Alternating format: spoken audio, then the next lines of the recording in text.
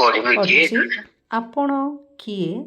ଏହା ଯୋହନଙ୍କୁ ପଚାରିବା ନିମନ୍ତେ ଯିହୁଦୀ ନେତାମାନେ ଯେତେବେଳେ ଜେରୁସାଲେମ ସହରରୁ ଯାଜକ ଓ ଲେବୀୟମାନଙ୍କୁ ତାହାଙ୍କ ନିକଟକୁ ପଠାଇଲେ, ସେତେବେଳେ ସେ ଏହି ସାକ୍ଷ୍ୟ ଦେଲେ। ସେ ସ୍ୱୀକାର କଲେ, ଅସ୍ୱୀକାର କଲେ ନାହିଁ। ସେ ସ୍ୱୀକାର କଲେ, ମୁଁ ଖ୍ରୀଷ୍ଟ ନୁହେଁ। ସେଥିରେ ସେମାନେ ତାହାଙ୍କୁ ପଚାରିଲେ, ତେବେ କ'ଣ? ଆପଣ କ'ଣ ଏଲିୟ? ସେ କହିଲେ, ମୁଁ ନୁହେଁ। ଆପଣ କ'ଣ ସେହି ଭାବବାଦୀ? ସେ ଉତ୍ତର ଦେଲେ, ନା। ସେଥିରେ ସେମାନେ ତାହାଙ୍କୁ କହିଲେ, ଆମ୍ଭମାନଙ୍କୁ ପଠାଇଥିବା ଲୋକଙ୍କୁ ଯେପରି ଉତ୍ତର ଦେଇପାରୁ, ଏଥିସକାଶେ ଆପଣ କିଏ? ଆପଣ ନିଜ ବିଷୟରେ କ'ଣ କହୁଅଛନ୍ତି? ସେ କହିଲେ, ଯେଶାୟା ଭାବବାଦୀ ଯେପରି କହିଥିଲେ, ମୁଁ ସେହି ପ୍ରକାର ମରୁପ୍ରାନ୍ତରରେ ଉଚ୍ଚ ଶବ୍ଦ କରୁଥିବା ଜଣଙ୍କର ସ୍ୱର, ପ୍ରଭୁଙ୍କ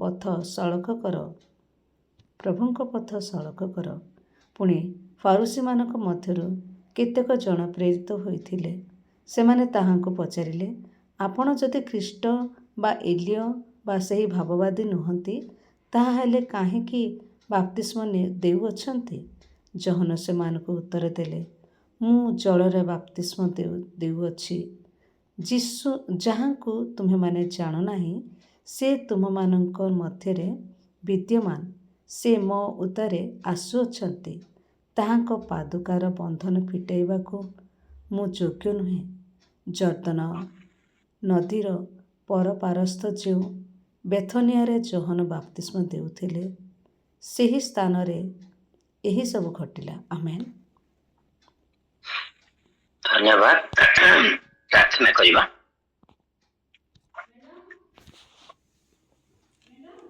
ପ୍ରିୟ ପ୍ରଭୁ, ଆମେ ତୁମକୁ ଅଶେଷ ଧନ୍ୟବାଦ ଦେଉଛୁ।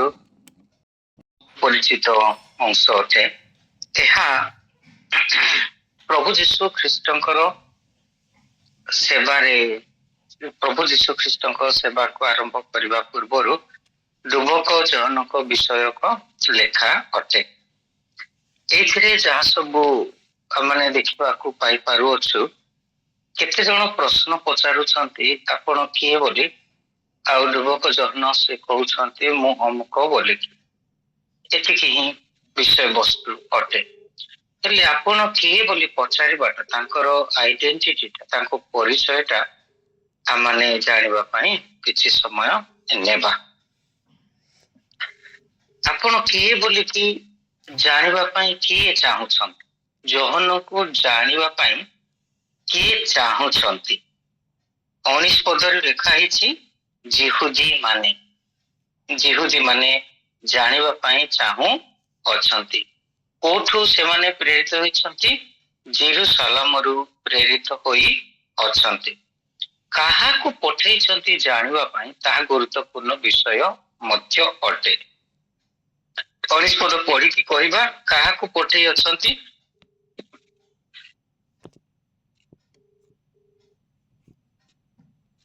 ଆପଣ କିଏ? ଏହା ଯୋହନଙ୍କୁ ପଚାରିବା ନିମନ୍ତେ ଯାଜକ ଓ ଲେବୀୟମାନଙ୍କୁ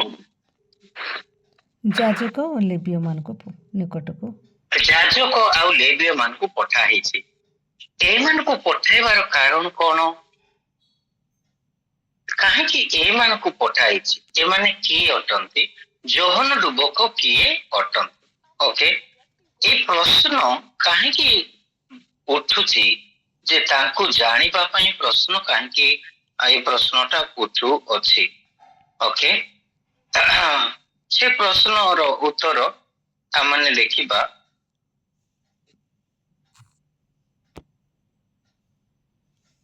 25 ପଦ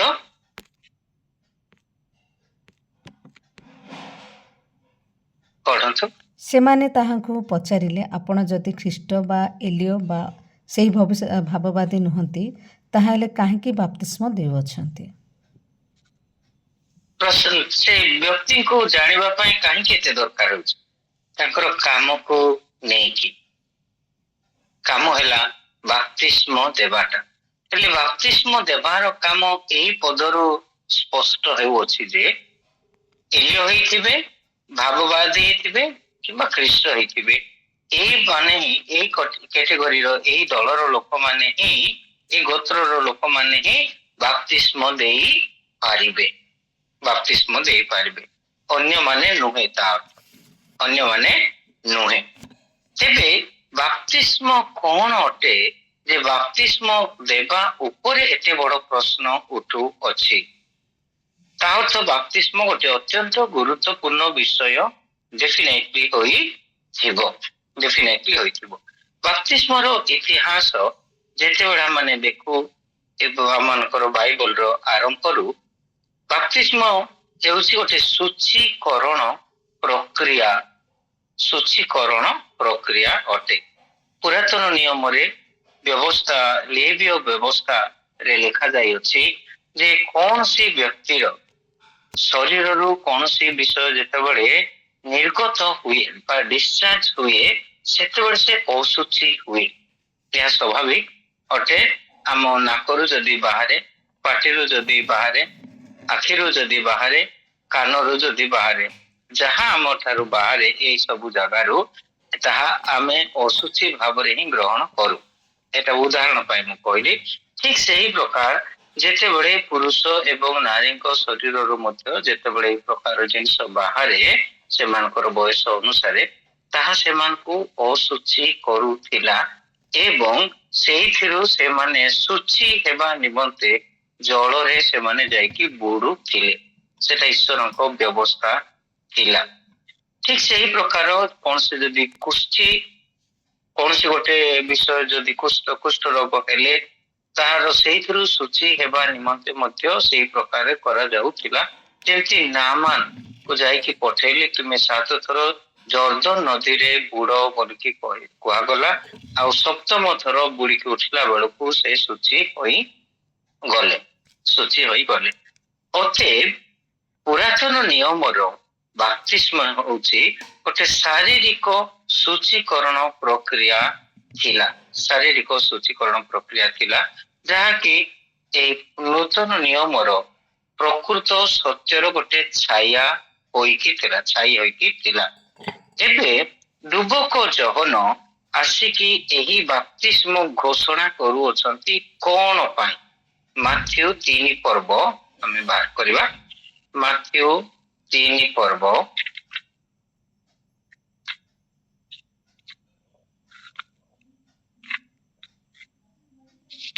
2-5। ମନ ପରିବର୍ତ୍ତନ କର, କାରଣ ସ୍ୱର୍ଗରାଜ୍ୟ ସନ୍ନିକଟ। ଯିଶାୟ ଭାବବାଦୀଙ୍କ ଦ୍ୱାରା ଯାହାଙ୍କ ବିଷୟରେ ଏହି ବାକ୍ୟ ଉକ୍ତ ହୋଇଥିଲା, ଏ ସେହି ବ୍ୟକ୍ତି ପ୍ରାନ୍ତରରେ ଉଚ୍ଚ ଶବ୍ଦ କରୁଥିବା ଜଣକର ସ୍ୱର, ପ୍ରଭୁଙ୍କ ପଥ ପ୍ରସ୍ତୁତ କର, ତାହାଙ୍କ ରାଜଦଣ୍ଡ ସଳକ କର।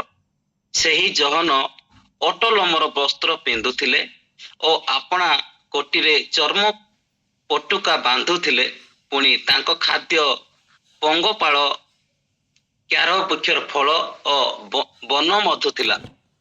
ସେତେବେଳେ ଜେରୁସାଲେମ ଓ ସମଗ୍ର ଯିହୁଦା ପ୍ରଦେଶ, ପୁଣି ଜର୍ଦ୍ଦନ ନିକଟବର୍ତ୍ତୀ ସମସ୍ତ ଅଞ୍ଚଳର ଲୋକମାନେ ବାହାରି ତାଙ୍କ ନିକଟକୁ ଆସିବାକୁ ଲାଗିଲେ। ଛପଦ ମଧ୍ୟ ଆଉ ଆପଣା ଆପଣା ପାପ ସ୍ୱୀକାର କରି ତାଙ୍କ ଦ୍ୱାରା ଜର୍ଦ୍ଦନ ନଦୀରେ ବାପ୍ତିଜିତ ହେଲେ। ଆମେନ୍। ଏବେ ଧନ୍ୟବାଦ ଆଜ୍ଞା। ଏବେ ଏଇଥିରୁ ଜାଣିପାରୁଛୁ ଯୁବକ ଯୋହନ ଶାରୀରିକ ଶୁଚୀକରଣ ନିମନ୍ତେ ଲୋକମାନଙ୍କୁ ବାପ୍ତିସ୍ମ ଦେଉନାହାନ୍ତି, କିନ୍ତୁ ସେ ଜୀବନର ଶୁଚୀକରଣର ଚିହ୍ନ ସ୍ୱରୂପେ ବାପ୍ତିସ୍ମ ଦେଉଅଛନ୍ତି। ବାପ୍ତିସ୍ମ କେତେବେଳେ ଜଣେ ନେବା କଥା? ଏହି ପଦ ଅନୁସାରେ 5 ଆଉ 6 ପଦ ଅନୁସାରେ ପାପ ସ୍ୱୀକାର କରିକି ନେବା କଥା। ଓକେ, ତାମାନେ ପାପ କ୍ଷମା ପାଇଛି ବୋଲି ନେବେ ନା ପାପ କ୍ଷମା ପାଇବା ପାଇଁ ବାପ୍ତିସ୍ମ ନେବେ? ପାପ କ୍ଷମା ପାଇବା ପାଇଁ। ଓକେ, ଆଉ କିଏ କହିବେ? ଆଜି ଆମମାନଙ୍କର ଏହି ଦଳରେ ପାଳକ ମାନେ ଥିବେ, ଆଶା କରି ଯୋଉମାନେ ପାପ କ୍ଷମା ପାଇଛି ବୋଲିକି ନେବେ, କାହିଁକିନା ତା ପୂର୍ବରୁ ମନ ପରିବର୍ତ୍ତନ କରିବାର ଅଛି, ତାପରେ ବାପ୍ତିସ୍ମ ନେବେ। ଆଚ୍ଛା, ଆପଣ ପାଳିକା ମାଟି ମଧୁସ୍ମିତା କହୁଛି।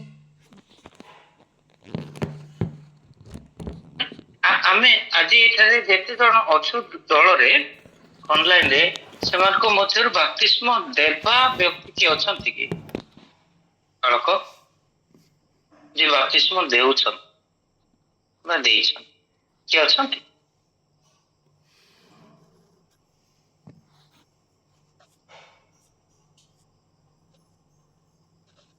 ବୀରେନ୍ଦ୍ର ଭାଇ, ଆପଣ ଜାଣିଛନ୍ତି କିଏ ଅଛନ୍ତି? ପାଳକ ଆଜ୍ଞା କିଏ ଅଛନ୍ତି ଆପଣ ଜାଣିଛନ୍ତି?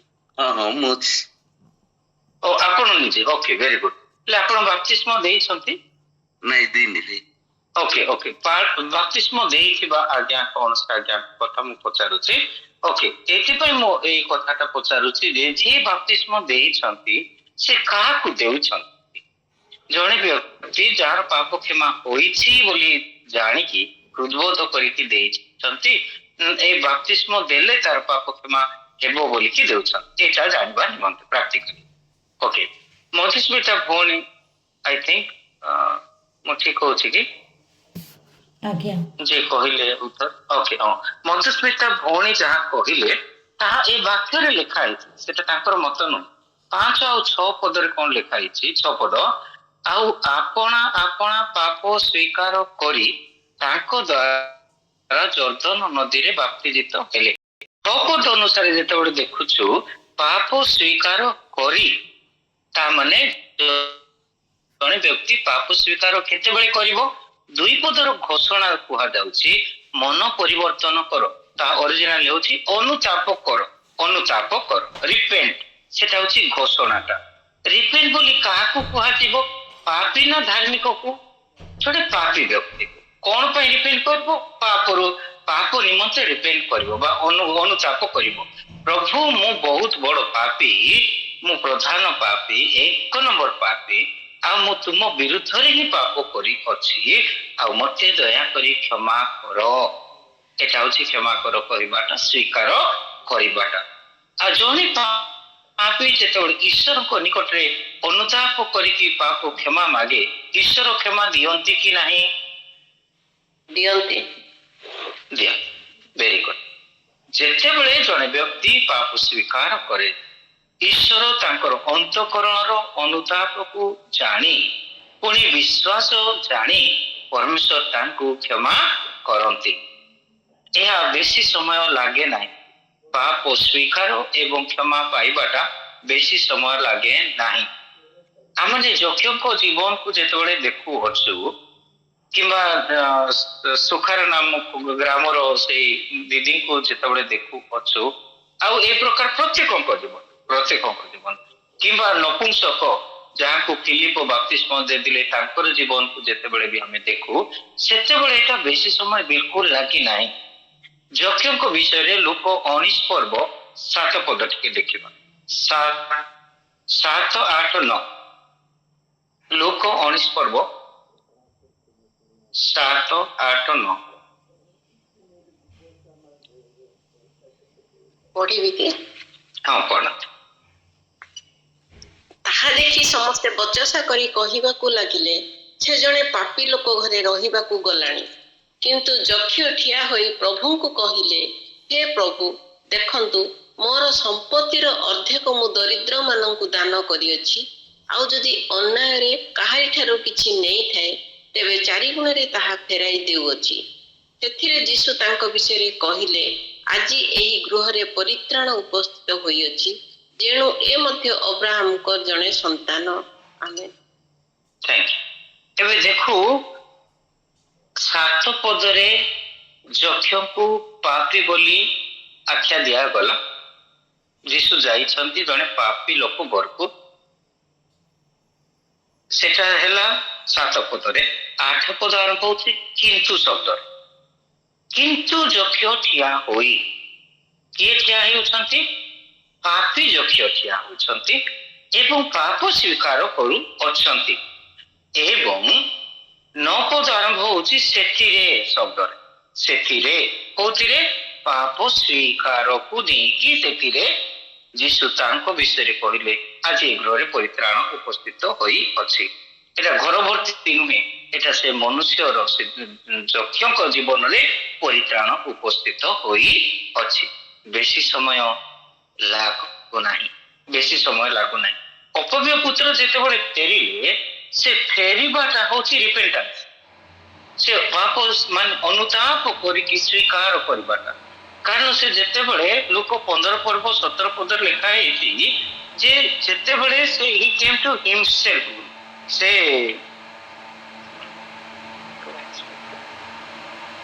ମାତ୍ର ସେ ଚେତନା ପାଇ, ଯେତେବେଳେ ଅପବ୍ୟ ପୁତ୍ର ଚେତନା ପାଇଲା, ପବିତ୍ର ଆତ୍ମାଙ୍କର ସେଟା ତାଙ୍କ ଜୀବନରେ କାର୍ଯ୍ୟ, ନିଜର ପାପ ବିଷୟର ହୃଦବୋଧ ପାଇବା, ମାନେ କନଭିକ୍ସନ ପାଇବାଟା, ସେ 17 ପଦରେ ଯେତେବେଳେ ସେ ହୃଦବୋଧ ତାଙ୍କର ହଉଛି ଯେ ସେ ଈଶ୍ୱରଙ୍କ ବିରୁଦ୍ଧରେ ଆଉ ତାଙ୍କ ବାପାଙ୍କ ବିରୁଦ୍ଧରେ ପାପ କରି ଅଛନ୍ତି, ସେହି ମୁହୂର୍ତ୍ତରେ ହିଁ ସ୍ୱର୍ଗସ୍ଥ ପିତା ତାହା ଜାଣି ପାରୁଅଛନ୍ତି ଆଉ ସେ ସେହିଠାରେ ହିଁ କ୍ଷମା ଦେଉଅଛନ୍ତି। ସେଥିପାଇଁ ଅପବ୍ୟ ପୁତ୍ର ଫେରିବା ସମୟରେ ବାପା ଦୂରରୁ ଦେଖୁଛନ୍ତି ତାଙ୍କ ପୁଅ ଫେରୁଛନ୍ତି, ଆଉ ସେ ଫେରିବା ପର୍ଯ୍ୟନ୍ତ ପିତା ଅପେକ୍ଷା କରୁନାହାନ୍ତି। ପିତା ଆପେ ଯାଇକି ତାଙ୍କ ପୁତ୍ରଙ୍କୁ ଆଲିଙ୍ଗନ କରୁଅଛନ୍ତି, ତାଙ୍କୁ ଧରି ପକାଉଅଛନ୍ତି। ଏଇଟା ଧରି ପକାଇବା ହେଲା ଆକ୍ସେପ୍ଟାନ୍ସ, ତାଙ୍କୁ ଗ୍ରହଣ କରୁଅଛନ୍ତି। ବିନା ପ୍ରେମରେ ଗ୍ରହଣ କରିବେ ନାହିଁ, ବିନା କ୍ଷମାରେ ତାଙ୍କୁ ପ୍ରେମ କରିବେ ନାହିଁ। ଈଶ୍ୱର ପ୍ରେମ କରନ୍ତି, କିନ୍ତୁ ଏ ପ୍ରେମଟା ହେଲା ଯେତେବେଳେ ଜଣେ ପାପୀର ମନ ପରିବର୍ତ୍ତନ ସ୍ୱର୍ଗରେ ଆନନ୍ଦ ହୁଏ, ସେହି ଆନନ୍ଦରେ ଗଦଗଦ ହୋଇକି ତାଙ୍କ ବାପା ଯାଇକି ଦୂରରେ ଥିବା ପୁଅକୁ ଦୂରରୁ ହିଁ ତାଙ୍କୁ ଆଲିଙ୍ଗନ କରୁଛନ୍ତି, ତାଙ୍କୁ ଗ୍ରହଣ କରୁଛନ୍ତି, ପ୍ରେମ କରୁଛନ୍ତି, ଚୁମା ଦେଉଛନ୍ତି। ଏହା ତାହା ସ୍ପଷ୍ଟ ପ୍ରକାଶ ପାଉଅଛି। ଅତଏବ ଜଣେ ବ୍ୟକ୍ତି ଯେତେବେଳେ ପାପ ସ୍ୱୀକାର କରେ, ଈଶ୍ୱର ତାଙ୍କର ପାପକୁ ଦେନେ ଦେ ସେଇଠାରେ ସେହି କ୍ଷଣରେ କ୍ଷମା ଦିଅନ୍ତି। ଆଉ ସେ କ୍ଷମା ପାଉଥିବା ଲୋକ ହିଁ ଜର୍ଦ୍ଦନ ନଦୀରେ ବାପ୍ତିଜିତ ହେଲେ ବୋଲି ଲେଖା ହେଇଛି ମାଥ୍ୟୁ 3:6 ପଦରେ। ଆଉ ଗୋଟେ ତାହାର ପ୍ରମାଣ ସ୍ୱରୂପେ ଆମମାନେ ଦେଖିବା ସେଇ ମାଥ୍ୟୁ 3 ପର୍ବ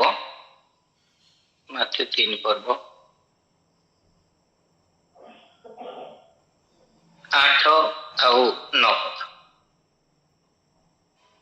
ଏଣୁ ମନ ପରିବର୍ତ୍ତନର ଉପଯୁକ୍ତ ଫଳ ଉତ୍ପନ୍ନ କର। ପୁଣି ଅବ୍ରାହମ ତ ଆମ୍ଭମାନଙ୍କର ପିତା। ମନେ ମନେ ଏପରି କହିବାକୁ ଭାଳ ନାହିଁ, କାରଣ ମୁଁ ତୁମମାନଙ୍କୁ କହୁଅଛି, ଈଶ୍ୱର ଏହି ପଥର ଗୁଡାକରୁ ଅବ୍ରାହମଙ୍କ ନିମନ୍ତେ ସନ୍ତାନ ଉତ୍ପନ୍ନ କରିପାରନ୍ତି। ଏବେ ମନ ପରିବର୍ତ୍ତନର ଉପଯୁକ୍ତ ଫଳ ଉତ୍ପନ୍ନ କର ବୋଲି କୁହାଯାଉଛି କାହାକୁ? 7 ପଦର ବ୍ୟକ୍ତି ମାନଙ୍କୁ, ଫାରୁସି ଓ ସାଦୁକି ମାନଙ୍କୁ। ତେବେ ଫାରୁସି ଆଉ ସାଦୁକି ମାନେ ମଧ୍ୟ ବାପ୍ତିସ୍ମ ନେବା ପାଇଁ ଆସିଥିଲେ, ଆଉ ଏହି ଯୁବକ ଜହନ ସେମାନଙ୍କୁ ଦୂରରୁ ଦେଖି କହୁଛନ୍ତି ଯେ କାଳସର୍ପର ବଂଶ ଆଗାମୀ କ୍ରୋଧରୁ ପଳାୟନ କରିବା ନିମନ୍ତେ କିଏ ତୁମମାନଙ୍କୁ ଚେତନା ଦେଲା? ଏମାନେ ଚେତିତ ନାହାନ୍ତି ଯାହା ଜଣା ପଡୁଛି ଅନ୍ତର ସହିତ। କାରଣ ସେମାନେ କଣ ଭାଳୁଛନ୍ତି ନିଜ ବିଷୟରେ? ଆମେ ଅବ୍ରାହମଙ୍କର ସନ୍ତାନ ଅଟୁ, ଆଉ ଆମମାନଙ୍କ ପାଇଁ ଅନୁତାପ କରିବା ଆବଶ୍ୟକ ନାହିଁ, କାରଣ ଆମମାନେ ବଂଶଗତ ଭାବରେ ଈଶ୍ୱରଙ୍କର ସନ୍ତାନ ଅଟୁ। କିନ୍ତୁ ଜହନ 1 ପର୍ବ 13 ପଦ ତା ମନା କରୁଅଛି ଯେ ରକ୍ତରୁ ନୁହେଁ, ମନୁଷ୍ୟର ଇଚ୍ଛାରୁ ନୁହେଁ, କିମ୍ବା ଶରୀରର ଇଚ୍ଛାରୁ ନୁହେଁ, ବରଂ ଈଶ୍ୱରଙ୍କ ଠାରୁ ଜାତ ହେଲେ ବୋଲିକି। ଈଶ୍ୱରଙ୍କ ସନ୍ତାନ ମାନେ ଈଶ୍ୱରଙ୍କ ଠାରୁ ଜାତ ହେଲେ ହିଁ ଈଶ୍ୱରଙ୍କ ସନ୍ତାନ ହେବେ। ସେମାନେ ଶାରୀରିକ ଭାବରେ ଜନ୍ମ ହେଇଥିଲେ, ଈଶ୍ୱରଙ୍କର ସନ୍ତାନ ହେବେ ନାହିଁ, ପିତାମାତାଙ୍କର ହିଁ ସନ୍ତାନ ହେବେ। ଏବେ ମନ ପରିବର୍ତ୍ତନର ଉପଯୁକ୍ତ ଫଳ ଉତ୍ପନ୍ନ କର। ଜଣେ ବ୍ୟକ୍ତି ମନ ପରିବର୍ତ୍ତନ ମାନେ ଅନୁତାପ କରି ପାପ ସ୍ୱୀକାର ଯଦି କରିଛି, ପାପ କ୍ଷମା ପାଇଥିବାର ଫଳ ଦେଖାଇବାର ଅଛି ଜଣକ ଜୀବନରେ, ତାହା ଦେଖାଯିବା ଆବଶ୍ୟକ ଅଟେ। ତାହା କେମିତି ସେ ଜାଣିବ ମୋର ପାପ କ୍ଷମା ହୋଇଛି ବୋଲି, ମୁଁ ପରିତ୍ରାଣ ପାଇଛି ବୋଲି ସେ ଆପେ ଜାଣିବ। ରୋମୀ 8 ପର୍ବ ତାହାର 16 ପଦ ଅନୁସାରେ 14, 15, 16 ପଦ ଅନୁସାରେ ସେ ଆପେ ଜାଣିବ ଯେ ଯୋଉ ପବିତ୍ର ଆତ୍ମା ଜଣେ ବ୍ୟକ୍ତିକୁ ପାପର ବୋଧ ଦିଅନ୍ତି, ସେହି ପବିତ୍ର ଆତ୍ମା ହିଁ ସେହି ବ୍ୟକ୍ତିର ପାପ କ୍ଷମାର ମଧ୍ୟ ବୋଧ ଦିଅନ୍ତି। ଆଉ ସେ ଆନନ୍ଦ ଦିଅନ୍ତି, କ୍ଷମା ପାଇବାର ଆନନ୍ଦ, ପରିତ୍ରାଣର ଆନନ୍ଦ। ସେଥିପାଇଁ ଦାଉଦ ତାଙ୍କ ଗୀତ 51 କୁହନ୍ତି ଯେ ମତେ କି ଆନନ୍ଦ ଫେରାଇ ଦିଅ ବୋଲିକି ପବିତ୍ର ଆତ୍ମାଙ୍କର ଆନନ୍ଦ ଫେରାଇ ଦିଅ। ସେଟା ପରିତ୍ରାଣର ଆନନ୍ଦ ଫେରାଇ ଦିଅ ବୋଲି କହୁଛନ୍ତି। କେତେବେଳେ ପାପ କରିଛନ୍ତି, ପାପ ସ୍ୱୀକାର କରି ତାପରେ କହୁଛନ୍ତି ଏଇ ଆନନ୍ଦ ମତେ ଫେରାଇ ଦିଅ ବୋଲି କହୁ ଅଛନ୍ତି। ପ୍ରିୟ ଭାଇ ଭଉଣୀ ମାନେ, ପାପ କ୍ଷମାର ଯେ ଆନନ୍ଦ ତାହା କୌଣସି ବାହାରୁ ମିଳେ ନାହିଁ, ତାହା ଅନ୍ତରରେ ଈଶ୍ୱର ଦିଅନ୍ତି। ପାପ କ୍ଷମା ପାଇଲେ ଜଣେ ବ୍ୟକ୍ତି ପାପୀର ବୋଧରେ ରୁହେ ନାହିଁ, ପାପର ବୋଧରେ ରୁହେ, ଗିଲ୍ଟ କନସାଇନ୍ସରେ ରୁହେ ନାହିଁ, ଦୋଷୀ ମନୋଭାବରେ ରୁହେ ନାହିଁ।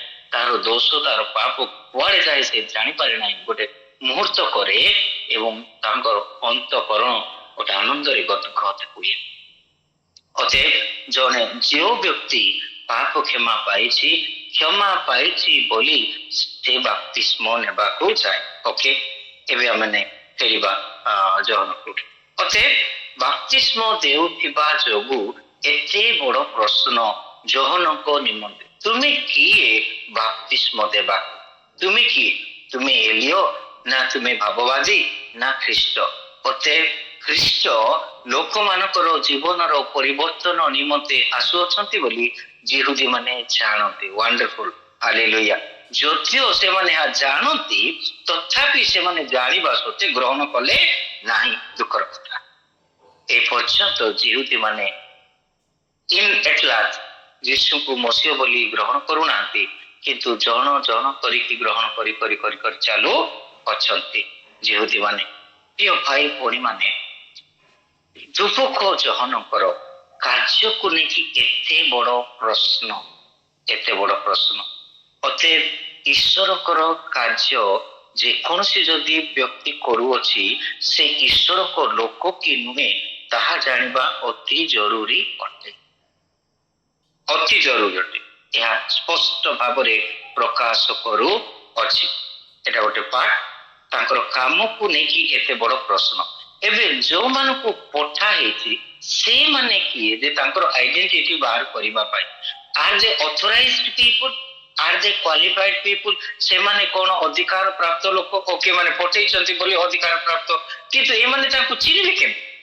କିଏ ଯାଇଛନ୍ତି ତାଙ୍କ ପାଖକୁ? ଆଉ ଥରେ ପଢିବ 19 ପଦ।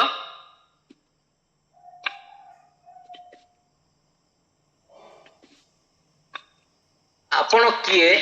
ଏହା ଜହନଙ୍କୁ ପଚାରିବା ନିମନ୍ତେ ଜିହୁଦୀ ମାନେ ଯେତେବେଳେ ଜେରୁସାଲେମରୁ ଯାଜକ ଓ ଲେବୀୟ ମାନଙ୍କୁ ତାଙ୍କ ନିକଟକୁ ପଠାଇଲେ, ସେତେବେଳେ ସେ ଏହି ସାକ୍ଷ୍ୟ ଦେଲେ। ଓକେ, ଠିକ ଅଛି। କାହାକୁ ପଠାଇଛି? ଲେବୀୟ ଏବଂ ଯାଜକ ମାନଙ୍କୁ। ଲେବୀୟ ହଉଛି 12 ଗୋଷ୍ଠୀରୁ ଗୋଟିଏ ଗୋଷ୍ଠୀ, ବଂଶର, ଆଉ ତାହା ସେମାନଙ୍କୁ ଈଶ୍ୱର ପୃଥକ କରି ଅଛନ୍ତି।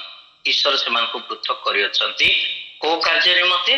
ଯାଜକୀୟ କାର୍ଯ୍ୟ ନିମନ୍ତେ। ଲେବୀୟ ହେଲା ବଂଶ, ଯୋଉ ବଂଶର କି ସେମାନଙ୍କର ଜମି ଉପରେ କୌଣସି ଅଧିକାର ନଥିଲା। ଯେତେବେଳେ ଜମି ବଣ୍ଟା ହେଲା, ଝିଅ ଯେତେବେଳେ ବାଣ୍ଟୁ ଅଛନ୍ତି, ଆଉ ସେଥିପାଇଁ ବୋଲିକି ଆମେ ଦ୍ୱିତୀୟ ବିବରଣ ଦେଖିବାକୁ ପାଇପାରୁଛୁ, ଈଶ୍ୱର ଆଗରୁ ଲେବୀୟ ମାନଙ୍କୁ, ଯେ ହାରଣ ଆଉ ମୋଶା ସେ ବଂଶର ଲୋକ ଥିଲେ, ଏବଂ ସେମାନଙ୍କୁ ଈଶ୍ୱର କହୁଛନ୍ତି ତୁମ୍ଭ ନିମନ୍ତେ ଏହି ଇସ୍ରାଏଲ ଦେଶରେ ତୁମ୍ଭମାନଙ୍କ ନିମନ୍ତେ ଉତ୍ତରାଧିକାର ସ୍ୱରୂପ ଜମି ନାହିଁ। You have no portion of land in this land, but I am your portion and I am your inheritance. ଆମ୍ଭେ ତୁମ୍ଭର ଉତ୍ତରାଧିକାର ଏବଂ ଆମ୍ଭେ ତୁମ୍ଭର ଅଂଶ ଅଟୁ ବୋଲିକି ସଦାପ୍ରଭୁ ଆରୋନକୁ ବା ମୋଶାଙ୍କୁ ସେଇ କଥା କହିଲେ, ଲେବୀୟ ମାନଙ୍କୁ ସେଇ କଥା କହିଲେ। ଏହା ଏତେ ଏ ପ୍ରକାର ଜିନିଷ ଅଟେ। ସେ ଭାବଟା ତୁମେ ଏଇ ଜମିରୁ ଉତ୍ପନ୍ନ ଶସ୍ୟ ଉପରେ ନିର୍ଭର କରିବ ନାହିଁ, କିନ୍ତୁ ଆମ୍ଭେ ତୁମର ଉତ୍ତରାଧିକାର ଇନହେରିଟାନ୍ସ ଏବଂ ଆମ୍ଭେ ତୁମର ଅଂଶ ଅଟୁ। ମତେ ଖାଅ ଏବଂ ମତେ ଖାଇବ ଆଉ ବଞ୍ଚିବ ବୋଲି କହୁଅଛନ୍ତି। ଏହା ସମ୍ପୂର୍ଣ୍ଣ ସତ ଅଟେ, ଅକ୍ଷରେ ଅକ୍ଷରେ ସତ୍ୟ ଅଟେ। ସେଟା ଇସ୍ରାଏଲର ଲେବୀୟ ବଂଶ ନିମନ୍ତେ ସତ ଅଟେ ଏବଂ ଆପଣଙ୍କ ସାଙ୍ଗରେ କଥା କହୁଅଛନ୍ତି ଇସାକ ନାୟକ, ତାଙ୍କ ପାଇଁ ବି 100% ରୁ ଅଧିକ ସତ ଅଟେ। ଈଶ୍ୱର ଯୋଉ ଲୋକମାନଙ୍କୁ ନିଜର କାର୍ଯ୍ୟ ନିମନ୍ତେ ଆହ୍ୱାନ କରନ୍ତି, ସେଇ ଲୋକମାନଙ୍କୁ ଖାଇବାକୁ ଦେବାକୁ ଘରେ ନଥିଲେ କେବେ ଆହ୍ୱାନ କରିବେ ନାହିଁ। ତାଙ୍କ ନିମନ୍ତେ କ୍ଷେତ୍ର ଥିବ, ଏଇଠାରେ ସେ କାର୍ଯ୍ୟ କରିବ ବୋଲି। ଆଉ ଯିଏ କାର୍ଯ୍ୟ କରେ ତାହାର ସେ ଖାଦ୍ୟ ଖାଇବାର ଅଧିକାର ଥାଏ। ଆଉ ସେ ଖାଦ୍ୟ ସଦାପ୍ରଭୁ ନିଜେ ଜଗାନ୍ତି। ସେଥିପାଇଁ ତ ବାରମ୍ବାର କୁହାଯାଏ ସଦାପ୍ରଭୁ ମୋର ପ୍ରତିପାଳକ, ମୋର ଅଭାବ ହବ ନାହିଁ। ପୁଣି ସେ ସଦାପ୍ରଭୁ ଜିହୋଭାଜିରି କରି ମୁଁ ମୋ ଠାରୁ ଖାଦ୍ୟ ବାହାରିବ, ମତେ ଖାଅ ମତେ ପିଅ ଆଉ ତୁମେ ମୋ ଠାରେ ସନ୍ତୁଷ୍ଟ ହୁଅ ବୋଲିକି। ଆଉ ଈଶ୍ୱର ସେଥିପାଇଁ ବୋଲିକି ପୁଣି ବାକ୍ୟରେ କୁହାଯାଏ ଯେ ସନ୍ତୋଷ ଭାବ ଈଶ୍ୱର ପରାୟଣ ଅଟେ। ଦ କଣ୍ଟେନମେଣ୍ଟ ଇଜ ତିମୋଥୀ, ପ୍ରଥମ ତିମୋଥୀ 6:6। ସେ ଶବ୍ଦଟା ଏକ୍ଜାକ୍ଟଲି ମୁଁ କହିପାରୁନାହିଁ।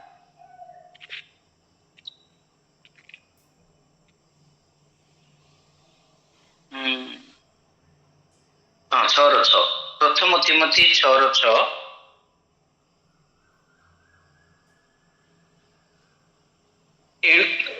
ଈଶ୍ୱର ପରାୟଣତା ସନ୍ତୋଷ ଭାବଯୁକ୍ତ ହେଲେ ପ୍ରକୃତରେ ବିଶେଷ ଲାଭଜନକ। କାରଣ ଆମ୍ଭେମାନେ ଜଗତକୁ କିଛି ଆଣିନାହୁଁ, ପୁଣି ଏଠାରୁ କିଛି ଘେନି ଯାଇ ନପାରୁ। ଏଣୁ ଅନ୍ନ ବସ୍ତ୍ର ଥିଲେ ଆମ୍ଭମାନଙ୍କ ନିମନ୍ତେ ଯଥେଷ୍ଟ। ମାତ୍ର ଯେଉଁମାନେ ଧନୀ ହେବାକୁ ଇଚ୍ଛା କରନ୍ତି, ସେମାନେ ପରୀକ୍ଷା ଓ ଫାନ୍ଦରେ ପୁଣି ଅନେକ ପ୍ରକାର ଅସଙ୍ଗତ କ୍ଷତିଜନକ ଅଭିଳାଷରେ ପଡ଼ନ୍ତି। ଏହି ସବୁ ମନୁଷ୍ୟକୁ ଧ୍ୱଂସ ଓ ବିନାଶ ରୂପ ସାଗରରେ ମଗ୍ନ କରେ। କାରଣ ଧନ ଲୋଭ ସମସ୍ତ ଅନିଷ୍ଟର ମୂଳ। ସେହି କେହି ସେଥିରେ ଆସକ୍ତ ହୋଇ ବିଶ୍ୱାସ ତ୍ୟାଗ କରି ପଥଭ୍ରଷ୍ଟ ହୋଇଅଛନ୍ତି, ପୁଣି ବହୁ ଦୁଃଖରେ ଆପଣା ଆପଣା ହୃଦୟ ବିଦୀର୍ଣ୍ଣ କରିଅଛନ୍ତି। ଆମେ ଠିକ ଅଛି। ଏବେ ଈଶ୍ୱର ଯୋଉମାନଙ୍କୁ ଆହ୍ୱାନ କରନ୍ତି ସେମାନଙ୍କ ପାଇଁ ସେହି ଖାଦ୍ୟ ଅଟନ୍ତି। ଏବେ ସେଇଟା ହେଲା ଲେବୀୟ ବଂଶ ଲୋକ ହିଁ ଯାଜକ କାମ କରିବେ। ସେମାନେ ପାଳି ଅନୁସାରେ କାର୍ଯ୍ୟ କରିବେ। କାରଣ ଗୋଟେ ବଂଶ ସାରା ଅଛନ୍ତି, ଦେଶ ସାରା ଜେରୁସାଲେମ ନଗର ଚାରିପଟେ ବେଶୀ ଲୋକ ଅଛନ୍ତି, ପ୍ରତ୍ୟେକ ନଗର ଚାରିପଟେ ସେମାନେ ଅଛନ୍ତି। ଏବେ ସେମାନେ ହେଉଛନ୍ତି ଲେବୀୟ, ମାନେ ଈଶ୍ୱରଙ୍କ ସେବା କରିବା ଲୋକ ହଉଛନ୍ତି ଯାଜକ ମାନେ, ଆଉ ସେମାନେ ହଉଛନ୍ତି ଲେବୀୟ ବଂଶର ଲୋକମାନେ। ଏବେ ଯୁବକ ଜନ ଯେଉଁ କାର୍ଯ୍ୟ କରୁଛନ୍ତି ସେଟା ଯାଜକର କାର୍ଯ୍ୟ, ଲେବୀୟ ବଂଶର ଲୋକଙ୍କର କାର୍ଯ୍ୟ ତାହା ଅଟେ। ଆଉ ସେଥିପାଇଁ କାହାକୁ ପଠା ହଉଛି? ଯିଏ ଅଟେ ତାକୁ ହିଁ ପଠାଇଛି, ଯେପରି ସେ ଠିକ ଭାବରେ ଜାଣିବ। ଜଣେ ମାଷ୍ଟର କି ଆଉ ଜଣେ ମାଷ୍ଟର ପ୍ରକୃତରେ କି ନୁହେଁ ତାହା ସେ ଚିହ୍ନି ପାରିବେ। ଜଣେ ଡକ୍ଟର ହିଁ ଆଉ ଜଣକୁ ପ୍ରକୃତରେ ଏ ଡକ୍ଟର କି ନା ଇଏ ଖାଲି ଭଡ କଥା ହଉଛି ବୋଲି ସେ ଜାଣିପାରିବ। ଆଉ ସେଥିପାଇଁ ବୋଲି ଯୁବକ ଜଣର କାର୍ଯ୍ୟ, ଜଣେ ଯାଜକର କାର୍ଯ୍ୟ ଲେବୀୟ ବଂଶର ଲୋକଙ୍କର। ସେଥିପାଇଁ ଲେବୀୟ ମାନଙ୍କୁ ଏବଂ ଯାଜକ ମାନଙ୍କୁ ପଠାଯାଇଛି। ଲେବୀୟ ମାନେ ହେଲେ ଯୋଉମାନେ ବଂଶର, ଯାଜକ ମାନେ ହେଉଛନ୍ତି ସେହି ସମୟରେ ପାଳି ପଡିଥିବା କାର୍ଯ୍ୟ କରୁଥିବା ଯାଜକୀୟ କାର୍ଯ୍ୟ କରୁଥିବା ଯାଜକ ମାନେ। ଈଶ୍ୱରଙ୍କର ବାକ୍ୟ କେତେ ୱାଣ୍ଡରଫୁଲ ଅଟେ ଦେଖନ୍ତୁ। ଗୋଟିଏ ପଦ ସ୍ପଷ୍ଟ କରୁଛି କିଏ କୋଉ କାର୍ଯ୍ୟ କରିବା କଥା, ଆଉ ତାହା କିଏ ଜାଣିପାରିବ ବୋଲି। ଆଉ ଥରେ ଆଉ ଗୋଟେ ବିଷୟ, ଆଉ ଗୋଟେ ପ୍ରକାର ଲୋକଙ୍କୁ ପଠାଯାଇ ଅଛି। ସେଟା 24 ପଦ, ଜନ 1:24। ପୁଣି ଫାରୁସି ମାନଙ୍କ ମଧ୍ୟରୁ କେତେ ଜଣ ପ୍ରେରିତ ହୋଇଥିଲେ? ଆମେନ୍। ହଁ, ସେମାନେ ମଧ୍ୟ ତାଙ୍କୁ ପଚାରିଲେ 25 ପଦରେ। ଏବେ ଲେଭି ଆଉ ଯାଜକଙ୍କୁ କାହିଁକି ପଠାଇଲା ଆଶା କରି ଆପଣ ମାନେ କ୍ଲିୟର ହେଇଥିବେ। ଏବେ ଆହୁରି ଗୋଟେ ଦଳ ଫାରୁସି ମାନଙ୍କୁ ବି ପଠାଯାଇ ଅଛି। ଏବେ ଫାରୁସି ମାନେ ହିଁ ପଚାରୁଛନ୍ତି, ଫାରୁସି ମାନଙ୍କ ମଧ୍ୟରୁ କେତେକ ଜଣ ପ୍ରେରିତ ହୋଇଥିଲେ। ସେମାନେ ତାହାଙ୍କୁ ପଚାରିଲେ, ଆପଣ ଯଦି ଖ୍ରୀଷ୍ଟ ବା ଏଲିଓ ବା ସେହି ଭାବବାଦୀ ନୁହନ୍ତି ତାହେଲେ କାହିଁକି ବାପ୍ତିସ୍ମ ଦେଉ ଅଛନ୍ତି? ଏବେ ଏମାନେ ଏ ବଡ ପ୍ରଶ୍ନ କାହିଁକି ପଚାରୁଛନ୍ତି? ଫାରୁସି ମାନେ କିଏ? ଫାରୁସି ମାନେ ହେଉଛନ୍ତି ସର୍ବସାଧାରଣ ଜିହୁଦୀ ଲୋକମାନଙ୍କ ମଧ୍ୟରୁ ସେମାନେ ଯେଉଁମାନେ ବ୍ୟବସ୍ଥାକୁ କଡାକଡି ଭାବରେ ପାଳନ କରୁଥିଲେ। ଏତେ କଡାକଡି ଯେ ଏ ଧନିଆ ପତ୍ରର ମଧ୍ୟ 10 ମାସ ସେମାନେ ଦେଉଥିଲେ। ଏତେ ସେମାନେ ବିଶ୍ୱସ୍ତ ଥିଲେ। ଯେହେତୁ ସେମାନେ ବ୍ୟବସ୍ଥା ପାଳନ କରୁଛନ୍ତି, ସେଥିପାଇଁ ଏହି ବ୍ୟବସ୍ଥା ଅନୁସାରେ ଜଣେ ବ୍ୟକ୍ତି ବାପ୍ତିସ୍ମ ଦେବାଟା ସେଇମାନେ ହିଁ ସେଥିପାଇଁ ଯାଇକି ପଚାରୁଛନ୍ତି, ଆପଣ ଯଦି ଏଲିଓ ନୁହନ୍ତି, ଭାବବାଦୀ ନୁହନ୍ତି କିମ୍ବା ଖ୍ରୀଷ୍ଟ ନୁହନ୍ତି, କାହିଁକି ତାହେଲେ ବାପ୍ତିସ୍ମ ଦେଉ ଅଛନ୍ତି? ଏଇ ପ୍ରଶ୍ନ ଯୁକ୍ତିଯୁକ୍ତ କି ନୁହେଁ ଆଜ୍ଞା ମାନେ, ଦିଦି ମାନେ? ଯୁକ୍ତିଯୁକ୍ତ। এটা ବାକ୍ୟ ସଙ୍ଗତ କି ନୁହେଁ? এটা ଖାଲି ମେଣ୍ଟାଲି ଯୁକ୍ତିଯୁକ୍ତ ନୁହେଁ, এটা ବାକ୍ୟ ସଙ୍ଗତ ପ୍ରଶ୍ନ କି ନୁହେଁ? ବାକ୍ୟ ସଙ୍ଗତ। ଏହା ବାକ୍ୟ ସଙ୍ଗତ ପ୍ରଶ୍ନ ଅଟେ। ଏହି ପ୍ରକାର ପ୍ରଶ୍ନ ଆମମାନେ ମାର୍କ 2 ପର୍ବ 6 ଆଉ 7 ପଦଟି ପଢିବା।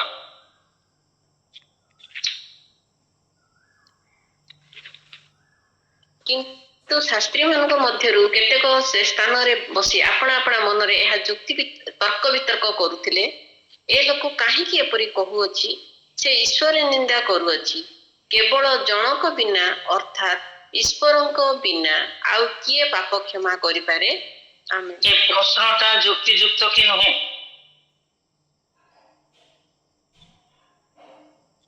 ସେ ପକ୍ଷାଘାତ ରୋଗୀକୁ ଲୋକମାନେ ଆଣିଲେ, ଯୀଶୁ ସେମାନଙ୍କର ବିଶ୍ୱାସ ଦେଖି 5 ପଦରେ ତାଙ୍କୁ କହିଲେ ଯେ ବସ, ତୁମର ପାପ ସବୁ କ୍ଷମା କରାଗଲା।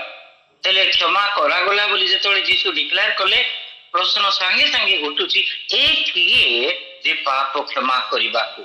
କାରଣ ଆମମାନଙ୍କର ଶାସ୍ତ୍ର କହେ ଏବଂ ଆମେ ଏତେ ବର୍ଷ ଧରିକି ଆମେ ଏହା ବିଶ୍ୱାସ କରି ଦେଖିକି ଆସିଅଛୁ, କେବଳ ଈଶ୍ୱର ଆଉ କେବଳ ଈଶ୍ୱର ହିଁ ପାପ କ୍ଷମା କରନ୍ତି, ଅନ୍ୟ କେହି ନୁହେଁ।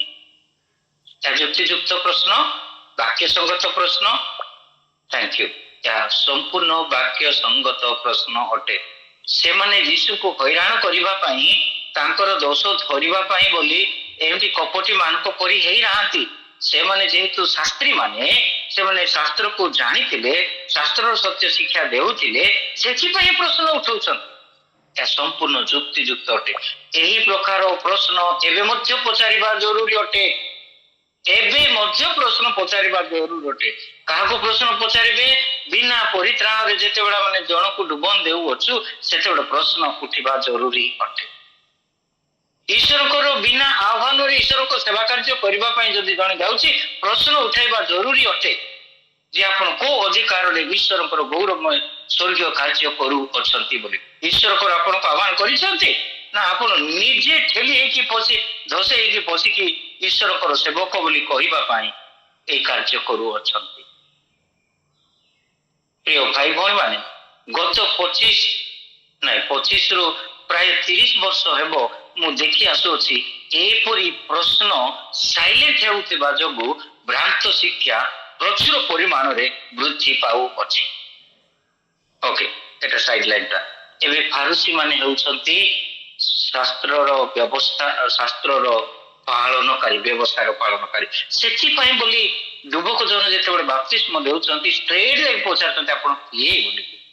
ଏବେ ପ୍ରଶ୍ନ ହେଲା, ମାନେ ଉତ୍ତର ହେଲା, ଜହନ କିଏ ଅଟନ୍ତି? ଜହନ କିଏ ଅଟନ୍ତି?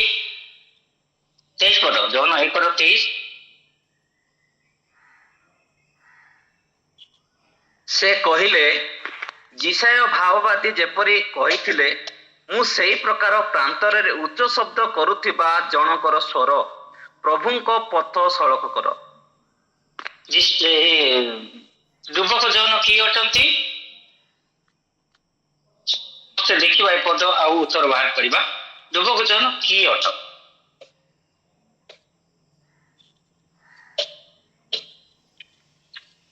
ଏକ୍ସାକ୍ଟ ଉତ୍ତର ଦେବେ। ଜଣଙ୍କର ସ୍ୱର। In the voice.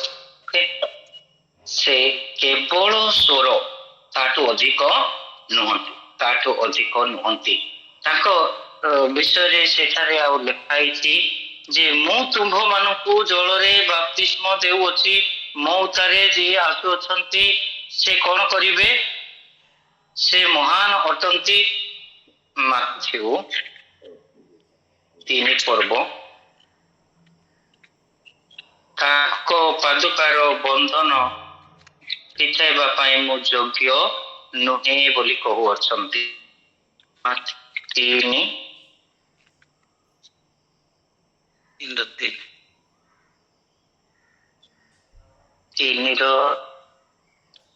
ସେଟା ଶବ୍ଦ ବୋଲି ଅଛି, ପଥ ପ୍ରସ୍ତୁତ କରିବା ପାଇଁ। ସେ କେତେ ଅଯୋଗ୍ୟ ସେ ବିଷୟରେ କୋଉଠି ଲେଖା ହେଇଛି?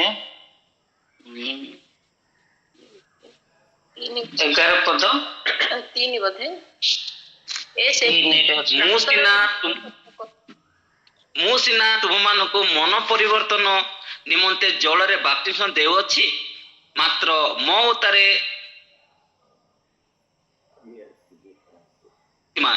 ତାହାଙ୍କ ପାଦୁକା ବହନ କରିବା ପାଇଁ ମୁଁ ଯୋଗ୍ୟ ନୁହେଁ। ସେ ତୁମମାନଙ୍କୁ ପବିତ୍ର ଆତ୍ମାରେ ଓ ଅଗ୍ନିରେ ବାପ୍ତିସ୍ମ ଦେବେ।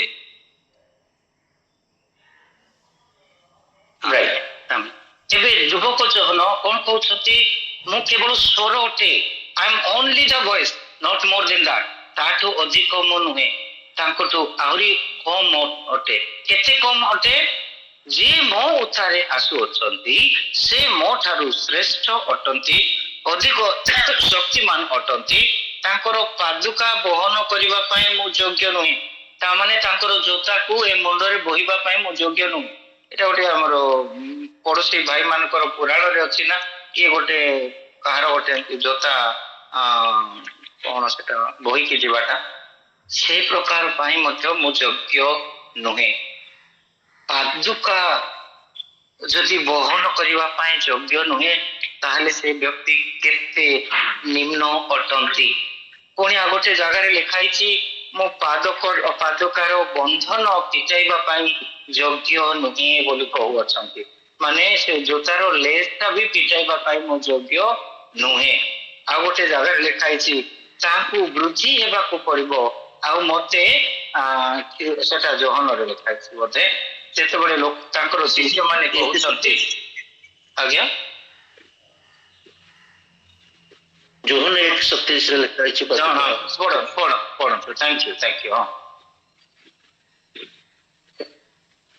ଯିଏ ମୋ ଉତ୍ତାରେ ଆସୁଅଛନ୍ତି ତାହାଙ୍କ ପାଦୁକାର ବନ୍ଧନ ଫିଟାଇବାକୁ ମୁଁ ଯୋଗ୍ୟ ନୁହେଁ। ହଁ, ସେ ପାଦୁକା ଫୁଟାଇବାକୁ ଯୋଗ୍ୟ ନୁହେଁ ବୋଲି କହୁ ଅଛନ୍ତି। ଆହୁରି ଗୋଟେ ଜାଗାରେ ଲେଖା ହେଇଛି ତାଙ୍କୁ ବୃଦ୍ଧି ପାଇବାକୁ ହେବ, ମତେ ହ୍ରାସ ହେବାକୁ ପଡିବ ବୋଲି କହୁ ଅଛନ୍ତି ସେ ଯୁବକ ଜହନ। ସେଟା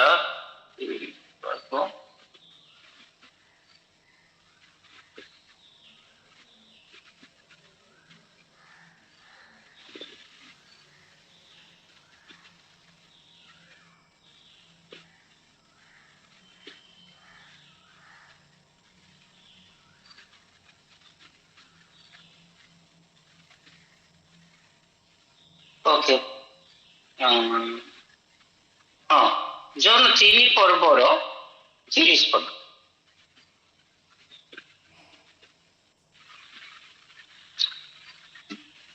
ତାହାଙ୍କୁ ଅବଶ୍ୟ ବୃଦ୍ଧି ପାଇବାକୁ ହବ, କିନ୍ତୁ ମତେ ହ୍ରାସ ହେବାକୁ ପଡିବ। ଯୁବକ ଜଣଙ୍କର ଶିଷ୍ୟମାନେ ଆସିକି କହିଲେ, ଆର ପଟେ ଯୀଶୁ ଡୁବନ ଦେଉଥିବା କଥା କହିଲେ ଯେ ସେ ଡୁବନ ଦେଉଅଛନ୍ତି ବୋଲି କହିବାରୁ ସେମାନେ ଈର୍ଷା ହୋଇଥିଲେ। କିନ୍ତୁ ଯୁବକ ଜଣ ଠିକରେ ଜାଣିପାରିକି ତାଙ୍କ ବିଷୟରେ କହୁଛନ୍ତି ତାଙ୍କୁ ବୃଦ୍ଧି ହେବାକୁ ପଡିବ, କାରଣ ତାଙ୍କ ପାଇଁ ବୋଲି ମୁଁ ପ୍ରସ୍ତୁତ କରିବା ପାଇଁ ପଥ ପ୍ରସ୍ତୁତ କରିବା ପାଇଁ ବୋଲି ଆସୁଛି ବୋଲିକି ସେ ନିଜ ବିଷୟରେ ଭଲରେ ଜାଣିଥିଲେ ଏବଂ ତାହା କହୁ ଅଛନ୍ତି। ଆଉ ଏଥିରେ ଗୋଟେ ଜଷ୍ଟ କ୍ଲାରିଫିକେସନ ଟିକେ ଆଡ୍ କରିବାକୁ ଚାହେଁ। ସେଇ ଯୁବକ ଜହନ ଯେତେବେଳେ କାରାଗାରରେ ଥିଲେ ସେତେବେଳେ ତାଙ୍କର ଶିଷ୍ୟମାନଙ୍କୁ କହି ପଠେଇଲେ ଯେ ସେ ହିଁ ସେ ବ୍ୟକ୍ତି ନା ଆଉ ଅନ୍ୟମାନେ ଅନ୍ୟ ଆଉ ଜଣଙ୍କର ଅପେକ୍ଷାରେ ରହିବାକୁ ପଡିବ ବୋଲି ପଚାରିଲେ। ସେତେବେଳେ ଯୀଶୁ କହିଲେ ଯେ ତୁମେ ଯାଇକି ଯାହା ଦେଖୁଛ ଯାହା ଶୁଣୁଛ ଯାଇକି ତାହା କୁହ, ଆଉ ତାପରେ ଯାଇକି ତୁମେ ତାଙ୍କୁ ରିପୋର୍ଟ କର ବୋଲି। ତା ମାନେ ଯେତେବେଳେ ସେ ଦୁଃଖରେ ଥିଲେ ଆଉ ସେ ଯୋଉ କାର୍ଯ୍ୟ ପାଇଁ ଆସିଥିଲେ ସେଟା ଫୁଲଫିଲ ହେଲା କି ନାହିଁ, ସେ ମରିବାକୁ ଯାଉଅଛନ୍ତି ଆଉ ମତେ ପ୍ରଭୁ ଯୋଉଥିପାଇଁ ପଠେଇଥିଲେ ସେଇ ବ୍ୟକ୍ତି ଯଦି ସେ ଅଟନ୍ତି ତାହେଲେ ମୁଁ ମରିବା ପାଇଁ ପ୍ରସ୍ତୁତ ଅଟେ।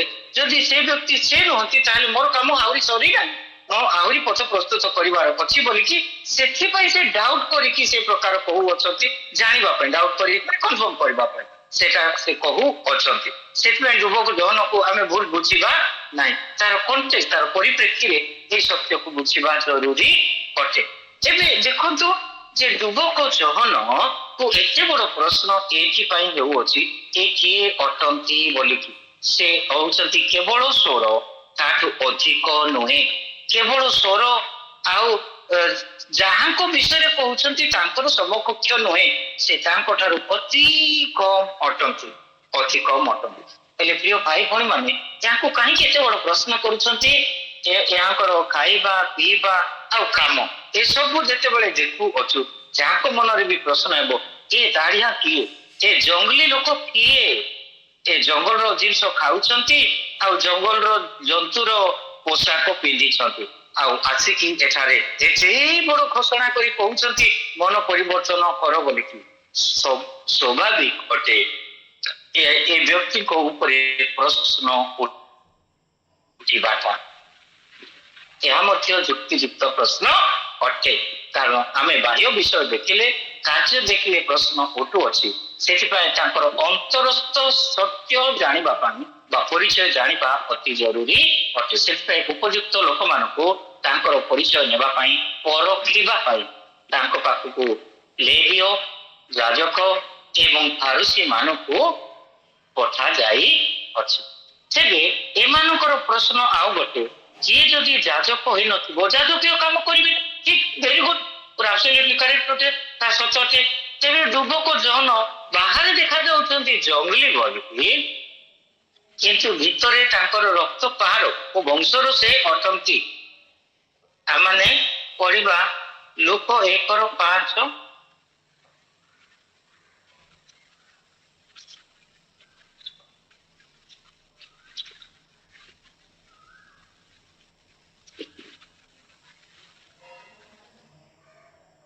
ୟହୁଦା ଦେଶର ରାଜା ହେରୋଦଙ୍କ ସମୟରେ ଅବିୟଙ୍କ ଦଳର ତିଖରିୟ ନାମକ ଜଣେ ଯାଜକ ଥିଲେ। ତାଙ୍କ ଭାର୍ଯ୍ୟା ଆରୋନ ବଂଶର କନ୍ୟା, ତାହାଙ୍କ ନାମ ଏଲିସାବେଥ। ଏ ଦି ଜଣ ହଉଛନ୍ତି ଯୁବକ ଜହନଙ୍କର ବାପା ମା, ପିତା ମାତା ଅଟନ୍ତି। ଏମାନେ କୋଉ ବଂଶର? ଆରୋନ ବଂଶ। ସେ ଜଣେ ଯାଜକ ଥିଲେ, ସେମାନେ ଆରୋନ ବଂଶର କନ୍ୟା, ତାଙ୍କ ସ୍ତ୍ରୀ ଥିଲେ। ଦୁଇ ଜଣ ଯାକ ଲେବୀୟ ବଂଶର, ଆଉ ବଂଶ ଭିତରେ ବିବାହ ହୋଇ ଅଛି, ଆଉ ସେଥିପାଇଁ ତାଙ୍କର ପୁତ୍ର ଯୁବକ ଜହନ ଲେବୀୟ କି ନୁହେଁ? ସ୍ୱାଭାବିକ ସେ ଲେବୀ ଅଟନ୍ତି। ହେଲେ ସେ କି କାମ କରୁଛନ୍ତି? ତାଙ୍କର ବାପା ଯୋଉ କାମ କରୁଥିଲେ ସେ କାମ ସେ କରୁ ଅଛନ୍ତି। ଏବେ ବୁଝିପାରୁଛୁ ବ୍ୟବସ୍ଥା ଅନୁସାରେ ମଧ୍ୟ ଯୁବକ ଜହନ ସେ ସଠିକ ବ୍ୟକ୍ତି ଅଟନ୍ତି। ଈଶ୍ୱର ତାଙ୍କ ବ୍ୟବସ୍ଥାରେ ଯାହାକୁ ଯୋଉ କାମ କରିବା କଥା ସେଇ କାମ ହିଁ ଯୁବକ ଜହନ କରୁଅଛନ୍ତି, କାରଣ ତାଙ୍କର ବାପା ମା ସେହି ବଂଶର ଲୋକ ଥିଲେ ଏବଂ ସେହି ବଂଶର ହେତୁରୁ ଗତ ବୟସ୍କ ହୋଇଥିବା ସମୟରେ ତୁମେ ପୁତ୍ର ପ୍ରସବ କରିବ ଏବଂ ତାହାଙ୍କର ନାମ ଜହନ ଦେବ। ସେ ମୋ ନିମନ୍ତେ ଲୋକମାନଙ୍କୁ ପ୍ରସ୍ତୁତ କରିବେ। ସେ ଏହି ପ୍ରକାର ଆତ୍ମାରେ ଆସିବେ, ଏଲିୟ ଯାଜକର ଆତ୍ମାରେ, ଯିଏକି ପିତାମାତା ମାନଙ୍କ ନିକଟକୁ ତାଙ୍କର ପୁତ୍ର କନ୍ୟା ମାନଙ୍କୁ ଫେରାଇବେ, ପିତାମାତାଙ୍କ ନିକଟକୁ ପୁତ୍ର କନ୍ୟାକୁ ଫେରାଇବେ, ପୁତ୍ର କନ୍ୟାଙ୍କ ନିକଟକୁ ପିତାମାତାଙ୍କୁ ଫେରାଇବେ। ଏହି ଜଣେ ସେହି ଯାଜକ ଅଟନ୍ତି, ସମ୍ପୂର୍ଣ୍ଣ ସଠିକ ଭାବରେ ଯାଜକୀୟ କର୍ମ କରୁଅଛନ୍ତି। ଯାଜକୀୟ କର୍ମ କଣ ଅଟେ? ଲୋକମାନଙ୍କ ସକାଶେ ଈଶ୍ୱରଙ୍କ ନିକଟରେ ଠିଆ ହେବା, to stand before God for the sake of the people who are just. କୋଉ ଲୋକମାନେ? ପାପୀ ଲୋକମାନେ। ଆଉ ପାପୀ ଲୋକମାନଙ୍କର ପାପ କ୍ଷମା ସକାଶେ ଈଶ୍ୱରଙ୍କ ନିକଟରେ ଠିଆ ହେବା। ସେଥିପାଇଁ ମହାଯାଜକ ବର୍ଷକୁ ଥରେ କଣ କରୁଥିଲେ? ସାରା ଇସ୍ରାଏଲ ଗୋଷ୍ଠୀର ପାପ ନିମନ୍ତେ ସେହି ମେଷ ଶାବକ ଉପରେ ହାତ ରଖିକି ସେ ପାପ ସ୍ୱୀକାର କରୁଥିଲେ। ପ୍ରଭୁ, ଆମମାନେ ତୁମ ବିରୁଦ୍ଧରେ ପାପ କରିଅଛୁ, ଆମମାନଙ୍କୁ କ୍ଷମା କର ବୋଲି, ଏବଂ ସେହି ମେଷକୁ ନେଇ ବଳି ଦେଇଥିଲେ। ଆଉ ସେହି ରକ୍ତକୁ ନେଇକି ମହାପବିତ୍ର ସ୍ଥାନରେ ପହଞ୍ଚିକି ଭିତରେ ପ୍ରବେଶ କରିକି ସେ ନିୟମ ସିନ୍ଦୁକ ଉପରେ ତାହା ଛିଞ୍ଚୁଥିଲେ, ଯେପରି ଏ ସ୍ୱୀକାରୋକ୍ତି ସେଠାରେ ଗ୍ରାହ୍ୟ ହେବ। ଆଉ ଈଶ୍ୱର ସେଠାରେ ପାପ କ୍ଷମା କଲେ ସେହି ବ୍ୟକ୍ତି ଯାଜକ ଫେରି ଆସୁ ପାରୁଥିଲେ, ଆଉ ଲୋକମାନେ କ୍ଷମା ପାଉଥିଲେ। ଆଉ ଯୁବକ ଜଣର ବାପାଙ୍କ କ୍ଷେତ୍ରରେ ବି ସେ ପ୍ରକାର ଘଟଣା ଘଟିଥିଲା। ସେ କଥା କହିପାରିଲେ ନାହିଁ, ତାଙ୍କୁ ବନ୍ଧା ହେଇଥିଲା। ଆଉ ତାପରେ ସେ ଆସିଲେ, ଲେଖିକି ଜଣାଇଲେ ଈଶ୍ୱର ପ୍ରତ୍ୟେକ କାର୍ଯ୍ୟ ପ୍ରତ୍ୟେକଙ୍କ ଅନ୍ତରରେ ସମ୍ପୂର୍ଣ୍ଣ ସଠିକ ଭାବରେ କରୁଅଛନ୍ତି। ଏ ଫର ବି ନୁହେଁ, ବି ଫର ସି ନୁହେଁ, କ ପାଇଁ ଗ ନୁହେଁ, ଗ ପାଇଁ ଓ ନୁହେଁ। ଯାହାକୁ ଯୋଉ କାର୍ଯ୍ୟ ଈଶ୍ୱରଙ୍କ ଇଚ୍ଛା ଅନୁସାରେ ଦିଆଯାଇଛି ସେହି କାର୍ଯ୍ୟ କରିବା ହିଁ ଐଶ୍ୱର୍ଯ୍ୟ କାର୍ଯ୍ୟ ଅଟେ। ଯୁବକ ଜହନ ସେହି କାର୍ଯ୍ୟ କରୁଅଛନ୍ତି। ଏବେ ସେ କିଏ ଅଟନ୍ତି? ବଂଶ ହିସାବରେ ସଠିକ ଯାଜକ ଅଟନ୍ତି ବା ଲେବୀୟ ବଂଶର ଲୋକ ଅଟନ୍ତି। ଏବଂ ଫାରୁସୀ ମାନଙ୍କର ପ୍ରଶ୍ନର ଉତ୍ତର ଅନୁସାରେ, ତୁମେ କାହିଁକି ବାପ୍ତିସ୍ମ ଦେଉଛ? ଯେହେତୁ ମୁଁ ଲେବୀୟ ବଂଶର ଯାଜକୀୟ କାମ, ଲେବୀୟ ବଂଶର ଅଟେ, ସେଥିପାଇଁ ଯାଜକୀୟ କାମ କରୁଛି। ଏ ଅଧିକାର କିଏ ଦେଲା ତମକୁ? ପାଳି କିଏ ଦେଲା? ତୁମର ତ ପାଳି ଆସିନାହିଁ, କାମ କେମିତି କରୁଅଛ? ଈଶ୍ୱର ତାଙ୍କୁ ଆହ୍ୱାନ କଲେ, ଈଶ୍ୱର ତାଙ୍କୁ ବଢେଇଲେ ପ୍ରାନ୍ତରରେ, ଈଶ୍ୱର ତାଙ୍କୁ ପ୍ରେରିତ କଲେ ଜର୍ଦ୍ଦନକୁ, ଏବଂ ସାରା ଇସ୍ରାଏଲ ଜାତିର ଲୋକମାନଙ୍କ ନିକଟରେ ଘୋଷଣା କରିବାକୁ ତାଙ୍କୁ ପଠେଇଥିଲେ। ଯେ ସେ ଘୋଷଣା କଲେ, ସେ ଘୋଷଣା ହଉଛି ସେହି ରବ, ଈଶ୍ୱରଙ୍କର ସେହି ସ୍ୱର। It is the voice of God. What is that voice? That voice is calling people to repent, to come back to God, confess your sin and have salvation and enter into the kingdom of heaven. ଏବେ ଏହି ସ୍ୱର ସେହି ଆବାଜ ଦେଉଛି ଯେ ତୁମେ ମନ ପରିବର୍ତ୍ତନ କର, ଅନୁତାପ କର, ପାପରୁ ଫେର ଏବଂ କ୍ଷମା ପ୍ରାପ୍ତ ହୋ, ପରିତ୍ରାଣ ପ୍ରାପ୍ତ ହୋ, ଉଦ୍ଧାର ପାଅ, ପୁନର୍ଜନ୍ମ ପାଅ ଏବଂ ଈଶ୍ୱରଙ୍କ ରାଜ୍ୟରେ ପ୍ରବେଶ କର। ଏହା ହଉଛି ସେହି ସ୍ୱର। ଆଉ ଏହା ଏକ ଶକ୍ତିଯୁକ୍ତ ସ୍ୱର, ଏତେ ଶକ୍ତିଯୁକ୍ତ ଯେ ଯୁବକ ଜହନକୁ ଏହି ସ୍ୱର ନିମନ୍ତେ ହିଁ ତାଙ୍କର ବେକ କଟା ହେଲା। ସେ କୁଣ୍ଠାବୋଧ କଲେ ନାହିଁ, ସେ ତାଙ୍କର ବିଶ୍ୱାସକୁ, ତାଙ୍କର ଆହ୍ୱାନକୁ ସେ ସାଇଡ କଲେ ନାହିଁ, ସେ ସାଇଡ କଲେ ନାହିଁ କିମ୍ବା ପଛଘୁଞ୍ଚା ହେଲେ ନାହିଁ। ମୁଁ ମରିବା ପାଇଁ ପ୍ରସ୍ତୁତ, କାରଣ ଈଶ୍ୱରଙ୍କର ରବ ସେ ଅଟନ୍ତି। ଈଶ୍ୱରଙ୍କର ରବ କେବେ ମରେ ନାହିଁ। ପ୍ରିୟ ଭାଇ ଭଉଣୀ ମାନେ, ଈଶ୍ୱରଙ୍କର ରବ କେବେ ମରେ ନାହିଁ। କେବଳ ସେ ଶରୀରକୁ ଲୋକମାନେ ଆଘାତ ଦିଅନ୍ତି। ସେଥିପାଇଁ ଯୀଶୁ କହିଲେ କଣ? ଯେ ଯୋଉ ଲୋକ ତୁମର ଆତ୍ମାକୁ ନଷ୍ଟ କରିବ ତାହାକୁ ଡର, ଶରୀରକୁ ଯିଏ ନଷ୍ଟ କରେ ତାକୁ ଡର ନାହିଁ।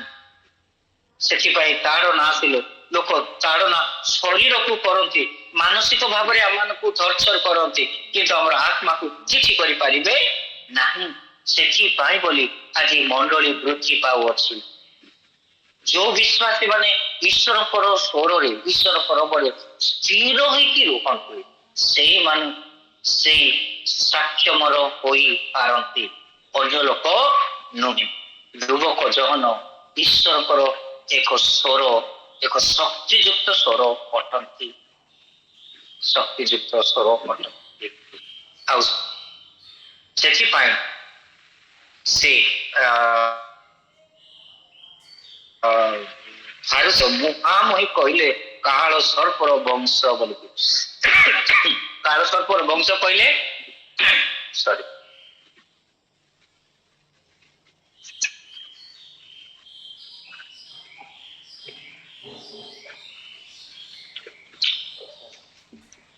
କାଳ ସର୍ପର ବଂଶ କହିଲେ ଶୈତାନର ବଂଶ। से जौन आठ पर्व ही तौक लेखा जाऊँगी तुम जदि अब्राहम संतान होता तो मत कहीं पत्र फोपाड़ी था बोलिकी जीशु कहते तुम्हें सही मिथ्यावादी जे कि आरंभ मिथ्यावादी अटे ताहार तुम्हें वंश से तुम पिता बोली जीशु मध्य से प्रकार स्पष्ट भाव कहलु। प्रिय भाई भौणी माने ध्रुवक जहन ईश्वर जड़े स्वर थिले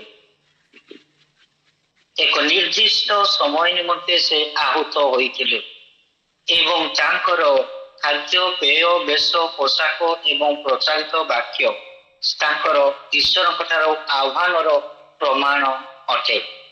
आज से समय निमंते जीशु सकाशे पथ प्रस्तुत करवा से जहन को निमंते गुरुत्वपूर्ण आह्वान थिला आ विश्वस्त भाव से जीवन शेष पर्यंत ताहा तुलेले पछगुंचा हेले नाही सालिस कले ना। आज आम मैंने जेते जन पाप क्षमा पाई अच्छु परित्राण पाई अच्छु आमे मध्य ईश्वर रब अटु। परमेश्वर आम मान को एक निर्दिष्ट उपयुक्त स्थान रे रखी अछंती एक उपयुक्त कार्य दे अछंती एवं उपयुक्त कैलकुलेटिव टाइम फ्रेम भितर रखी छथि माने ठीक समय मध्य रे सेठारे रखी अछंती।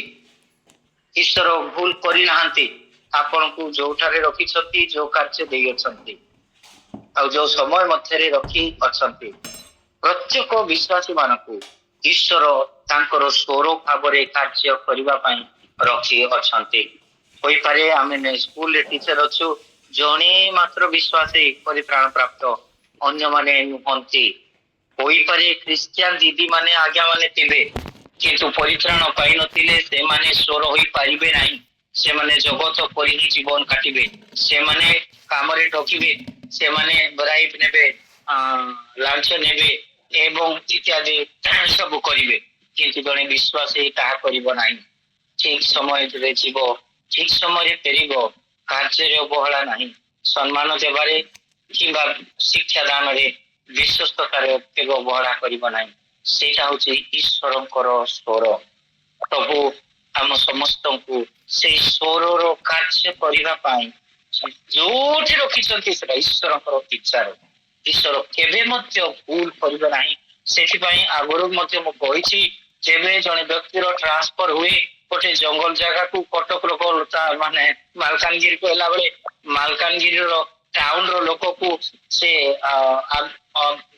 स्वाभिमान अंचल को से नदी आर पट को जदि हुए काली मेला को पड़िया की कुआड़े को जदि हुए ताहले साडे तो बेसी से लोक माने अछंती मु सेठी जीवी नाही बोली कि कैंसिल करबा पई चेष्टा करंतु नाही ट्रांसफर कैंसिल करबा पई टंका माने लांच दियंतु नाही ईश्वरंकर इच्छा विरुद्ध रे कार्य करंतु नाही बरं ईश्वरंकर स्वर हेकि जांतु रुहंतु कार्य करंतु। शारीरिक भाव मानसिक शारीरिक भाव कष्ट होई पारे किंतु आपणकर आत्मा ईश्वरंकर स्वर रो कार्य करबा पई ईश्वर सेठारे पठे छथि आ सेठे विश्वस्त आमे रहू आमे प्रत्येक मु एठारे जेते दिन अछि ईश्वरंकर स्वर होई कि अछि आपण मैंने जोठी अच्छी से ईश्वर स्वर होगी बचु प्रभु मान को जेते जन को आह्वान कर परित्राण दे आम ईश्वर जीवंत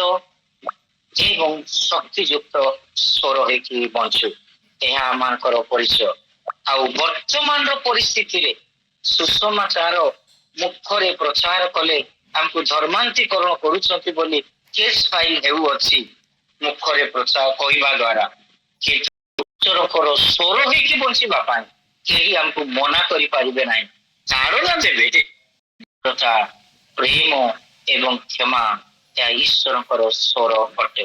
प्रभु समस्त को यथेष्ट अनुग्रह देइछथि आसु तांको अनुग्रह रे पूर्ण होइछि विश्वस्त भाबरे आमाने तांकर स्वर हो। प्रभु समस्त को आशीर्वाद करंतु प्रभु नाम गौरव धन्यवाद।